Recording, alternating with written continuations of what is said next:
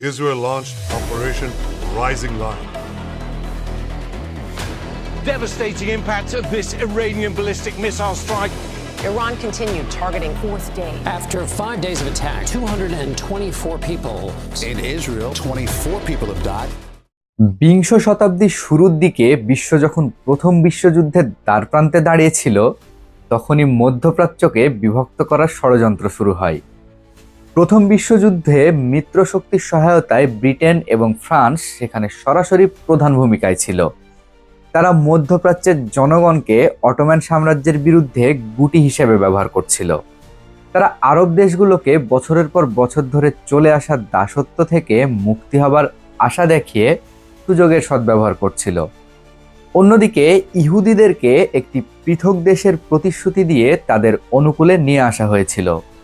তবে 1918 সালে যখন বিশ্বযুদ্ধ শেষ হয়ে যায়, তখন আরব দেশগুলোর স্বাধীনতার স্বপ্ন চুরমার হয়ে যায়।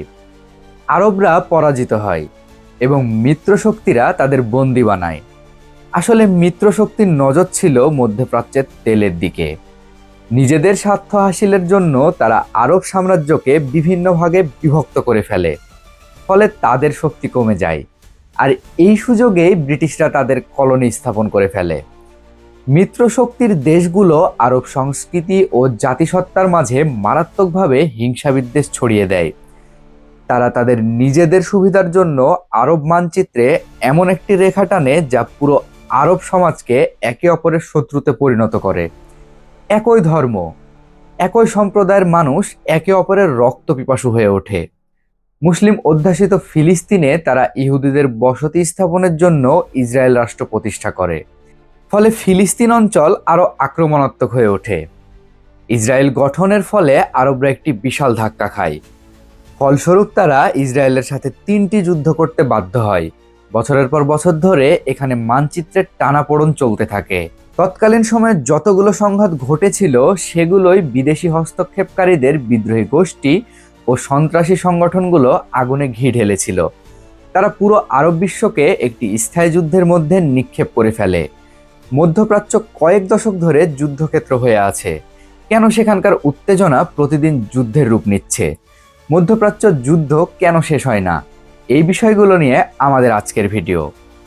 পঞ্চদশ থেকে ষোড়শ শতাব্দীর মধ্যে উসমানীয় সাম্রাজ্য তার ক্ষমতার শীর্ষে ছিল। দক্ষিণ পূর্ব ইউরোপ, উত্তর আফ্রিকা, মধ্যপ্রাচ্য এবং আরব উপদ্বীপগুলোর বেশিরভাগ অংশ তাদের অধীনে ছিল। বর্তমান ইরাক, সিরিয়া, ইসরায়েল ও মিশরের মতো দেশগুলোতেও অটোমানদের শাসন চলছিল।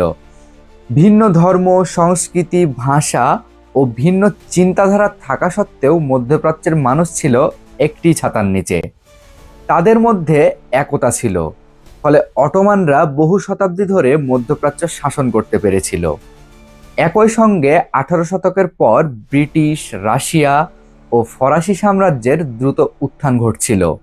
তারাও এশিয়া, আফ্রিকা ও দক্ষিণ আমেরিকার দেশগুলোকে নিয়ন্ত্রণ করার প্রতিযোগিতায় নেমে পড়ে।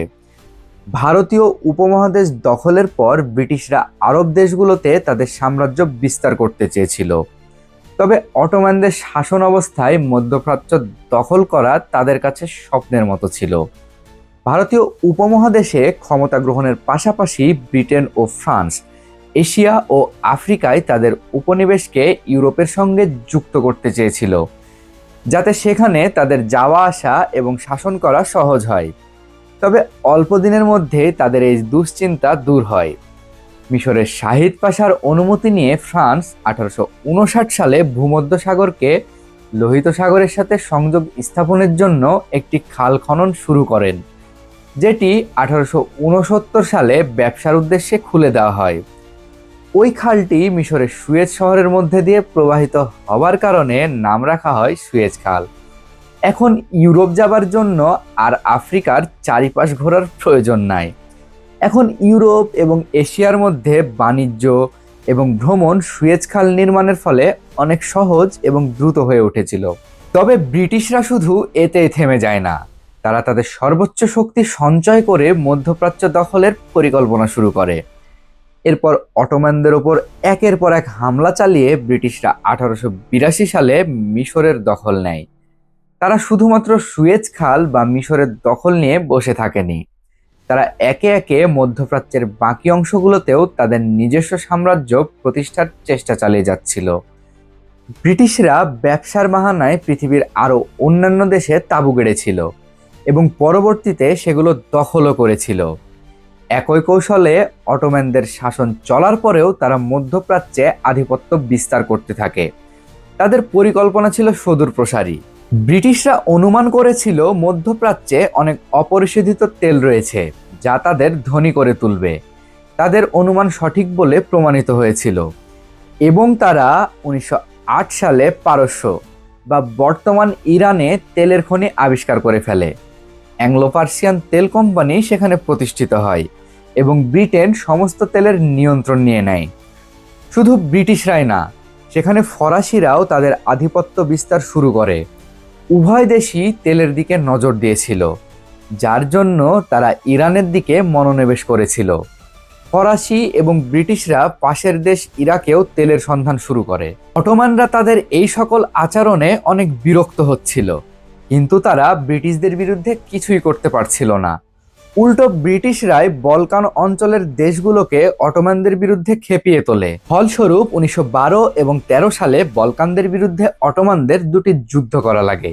এই যুদ্ধে সার্বিয়া, গ্রিস, বুলগেরিয়া, মন্টিনিগ্রো ও বলকান দেশগুলো উসমানীয়দের বিরুদ্ধে যুদ্ধ করে এবং উসমানীয় সাম্রাজ্যের বেশিরভাগ অংশ জয় করে নেয়।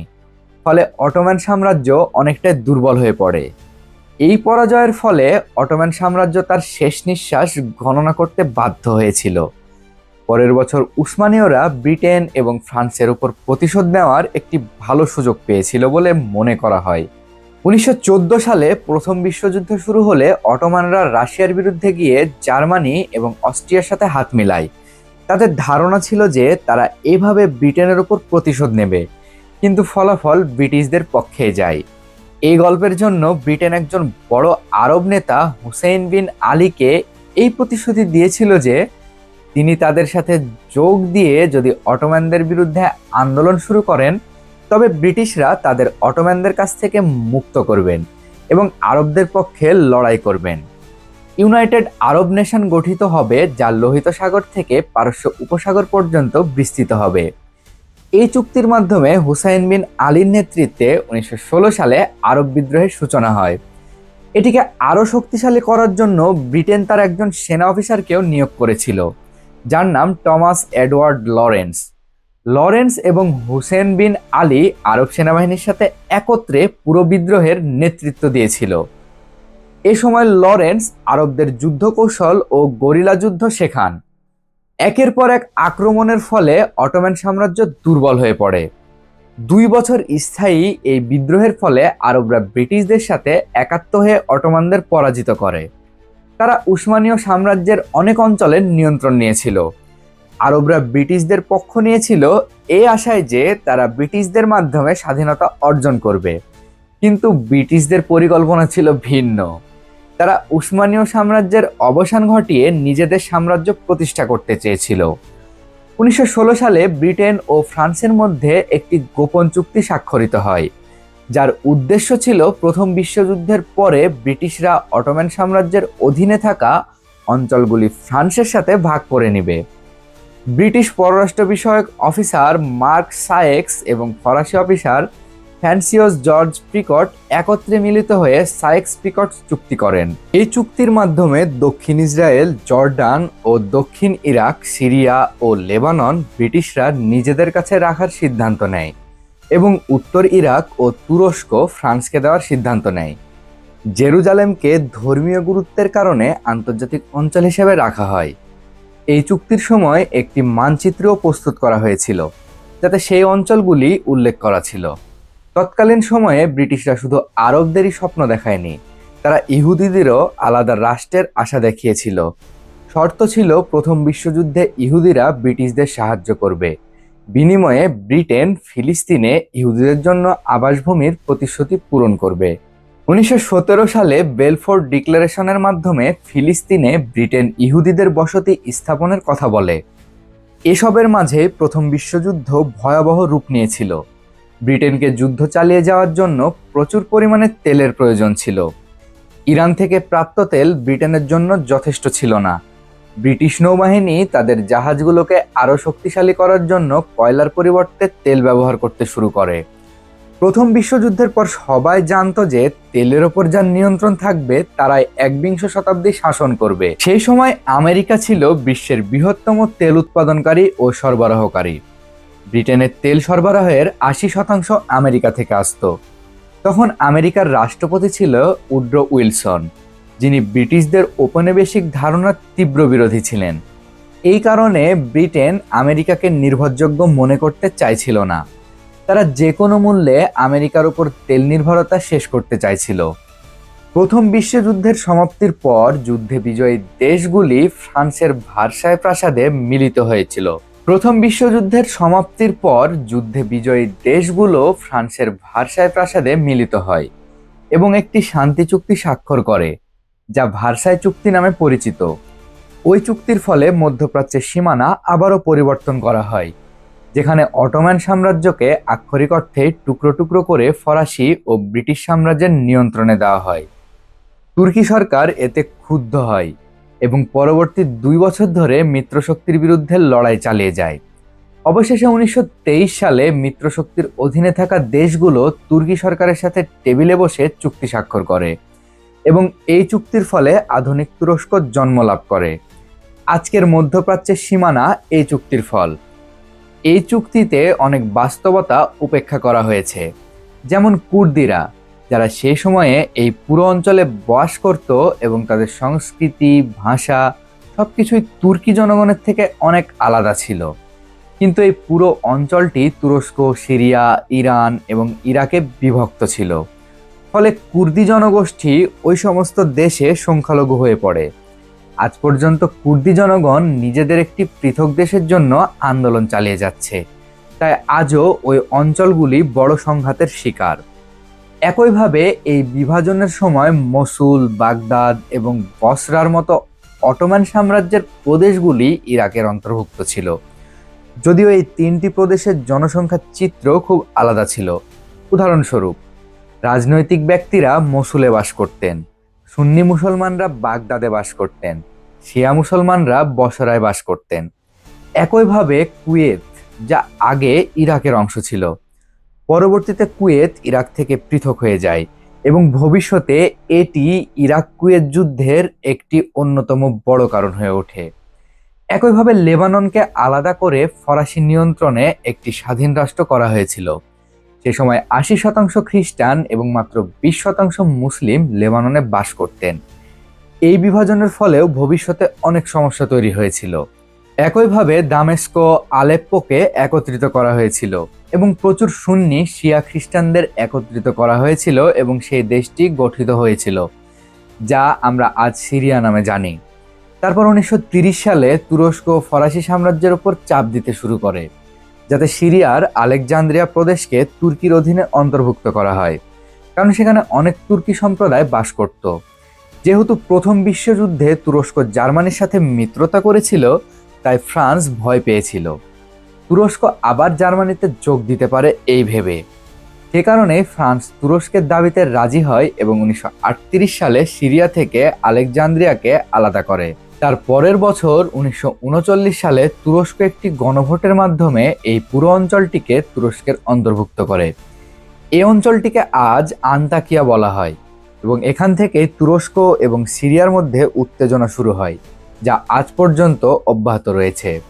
সিরিয়া এখনও আন্তাকিয়াকে তার অঞ্চল বলে মনে করে। একইভাবে সিরিয়া এবং ইরাকের জল সরবরাহ ইউফ্রেটিস এবং টাইগ্রিস নদী থেকে আসে। এই দুটি নদী তুরস্ক থেকে উৎপত্তি লাভ করেছে। তুরস্ক এই দুটি নদীর ওপর বাঁধ তৈরি করেছিল এবং এই বাঁধগুলি তুরস্ক, সিরিয়া এবং ইরাকের মধ্যে উত্তেজনার একটি প্রধান কারণ। ইরাকের বসরা এবং মৌসামের কাছে প্রচুর পরিমাণে তেল আবিষ্কৃত হয়। বেশিরভাগ শিয়া সম্প্রদায় এই দুটি অঞ্চলে বাস করত। 1938 সালে সৌদি আরবের পূর্ব সীমান্তের কাছে বিশাল তেলের মজুদ আবিষ্কৃত হয়। মজার ব্যাপার হলো, সৌদি আরবের এই পুরো অঞ্চলে শিয়া মুসলিমদের বসবাস। 1938 সালে কুয়েতের বিশাল তেলের মজুদ আবিষ্কৃত হয়। এই মজুদগুলি সমগ্র ইরাকের মজুদের চেয়েও বেশি ছিল। যেহেতু নিরক্ষীয় আফ্রিকা একসময় ইরাকের অংশ ছিল, তাই ভবিষ্যতে এই স্থানটি একটি বড় যুদ্ধক্ষেত্রে পরিণত হয়ে যায়। 1956 সালে উত্তর পূর্ব দিকে সিরিয়ায় তেলের মজুদ আবিষ্কৃত হয়। এই এক সপ্তাহে সমগ্র বিশ্বের তেলের 50% মজুদ আবিষ্কৃত হয়, যা ধর্মীয়, রাজনৈতিক এবং বর্ণগত বিভাজনে ঘেরা ছিল। সেই কারণে বিশ্ব পরাশক্তিগুলির এই সমগ্র অঞ্চলে গভীর আগ্রহ দেখানো খুবই স্বাভাবিক ছিল। তৎকালীন সময়টি এমনই যখন ব্রিটেন, আমেরিকা এবং সোভিয়েত ইউনিয়ন প্রক্সি খেলোয়াড় হিসেবে মধ্যপ্রাচ্যে প্রবেশ করছিল। একই সময়ে ব্রিটিশরা মধ্যপ্রাচ্যে এমন রাজনৈতিক চাল চালিয়েছিল যার কারণে এই সমগ্র অঞ্চলগুলি যুদ্ধবিধ্বস্ত হিসেবে পরিচিত হয়েছিল। যুদ্ধের ফলে জার্মানি থেকে আসা হাজার হাজার মানুষ মধ্যপ্রাচ্য ছেড়ে যেতে বাধ্য হয়। 1947 সালে জাতিসংঘ ফিলিস্তিনিকে দুটি প্রদেশে বিভক্ত করে।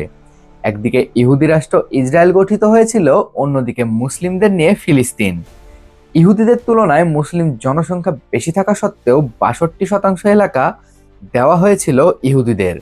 অন্যদিকে দ্বিগুণ জনসংখ্যা থাকা সত্ত্বেও ফিলিস্তিনিদের মাত্র 38% জমি দেওয়া হয়েছিল। ধর্মীয় গুরুত্বের কারণে জেরুজালেমকে আন্তর্জাতিক প্রশাসনের অধীনে রাখা হয়। পরিকল্পনা প্রস্তাবিত হওয়ার মাত্র 1 বছর পরে ব্রিটেন এখান থেকে চলে যায় এবং ইসরায়েল স্বাধীনতা ঘোষণা করে। তারপর আবার কি? সংঘাত শুরু হয়, যা এখনো হাজার হাজার নিরীহ ফিলিস্তিনিদের প্রাণ কেড়ে নিচ্ছে। ইসরায়েল স্বাধীনতা ঘোষণা করলেও কোনো দেশ তা মেনে নেয়নি। 1948 সালে অনেক আরব রাষ্ট্র ইসরায়েল আক্রমণ করে, কিন্তু ইসরায়েল যুদ্ধে জয়লাভ করে।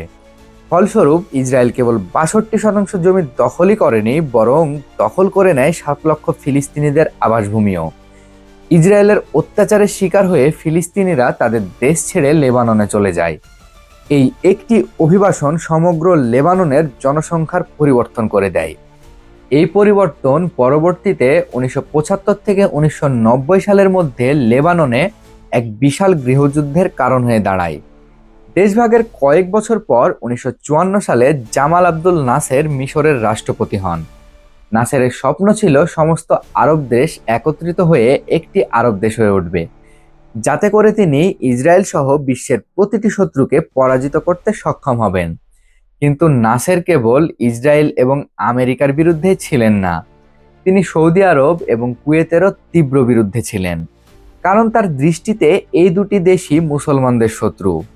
1956 সালে নাসের সুয়েজ খাল বন্ধ করে দেন, ফলে ফ্রান্স, ব্রিটেন এবং ইসরায়েল একসাথে মিশর আক্রমণ করে। তবে মিশর এই যুদ্ধে জয়লাভ করে। জামাল আব্দুল নাসের সারা বিশ্বে আলোচিত হতে শুরু করেন। আব্দুল নাসেরের জাতীয়তাবাদী আদর্শে সমগ্র আরব বিশ্ব মুগ্ধ হয়েছিল। নাসেরের আদর্শে প্রভাবিত হয়ে 1962 সালে গৃহযুদ্ধ শুরু হয়, কারণ জাতীয়তাবাদী আদর্শে বিশ্বাসী লোকেরা আরব প্রজাতন্ত্র গঠন করতে চাইছিল। এই গৃহযুদ্ধের ফলে সৌদি আরব, কুয়েত এবং জর্ডানের মতো পারিবারিক রাজতন্ত্র নিয়ন্ত্রিত দেশগুলির জন্য হুমকি ছিল।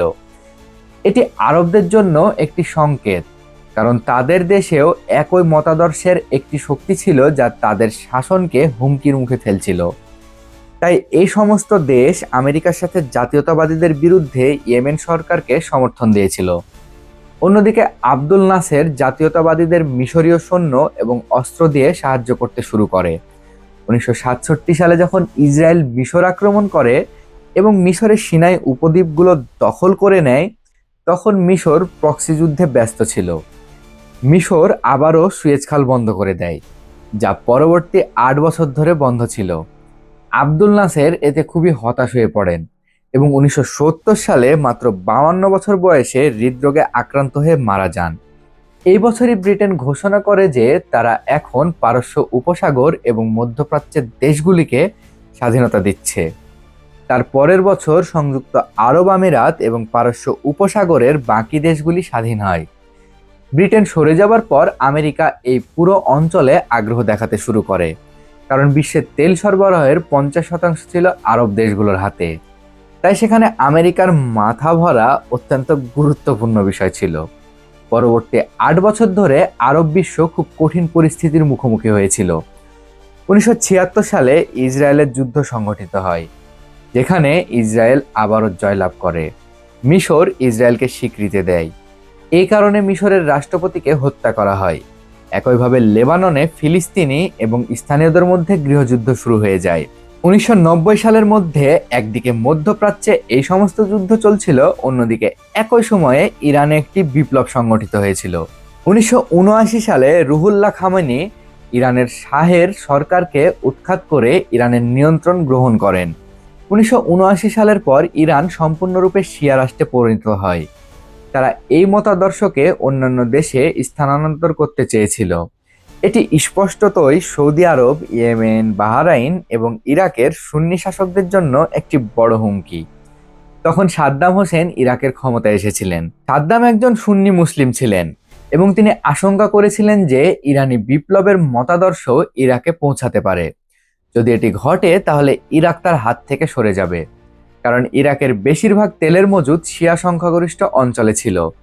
এই বিপ্লবের অবসান ঘটাতে সাদ্দাম হোসেন 1980 সালে ইরান আক্রমণ করেন।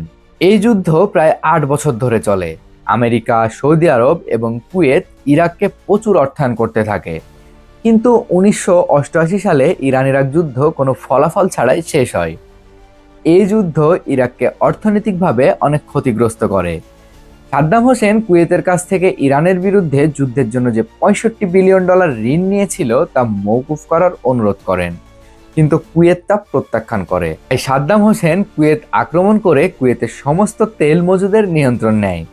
সাদ্দাম হোসেন এখন বিশ্বের তেল মজুদের 25% মালিক। এরপর সাদ্দাম হোসেন ইরাকি সেনাবাহিনীকে সৌদি আরবের সীমান্তে নিয়ে আসেন। এটি খুবই স্পষ্ট ছিল যে তিনি সৌদি আরবের তেল ক্ষেত্রের নিয়ন্ত্রণ নিতে চেয়েছিলেন। এতে করে বিশ্বের তেল সরবরাহের প্রায় 50% একজন ব্যক্তির নিয়ন্ত্রণে চলে যাবে। স্পষ্টতই সৌদি আরব এবং বিশ্ব শক্তিগুলি কিভাবে এটি সহ্য করতে পারত। 1990 সালে আমেরিকা 32টি দেশের সাথে ইরাকি সেনাবাহিনীর উপর আক্রমণ করে এবং 1 বছরের লড়াইয়ের পর কুয়েতকে মুক্ত করে। আমেরিকা তখন পারস্য উপসাগর এবং মধ্যপ্রাচ্যে একটি গুরুত্বপূর্ণ খেলোয়াড় হয়ে উঠেছে। আমেরিকা সমগ্র অঞ্চলে তার সামরিক ঘাঁটি তৈরি শুরু করে।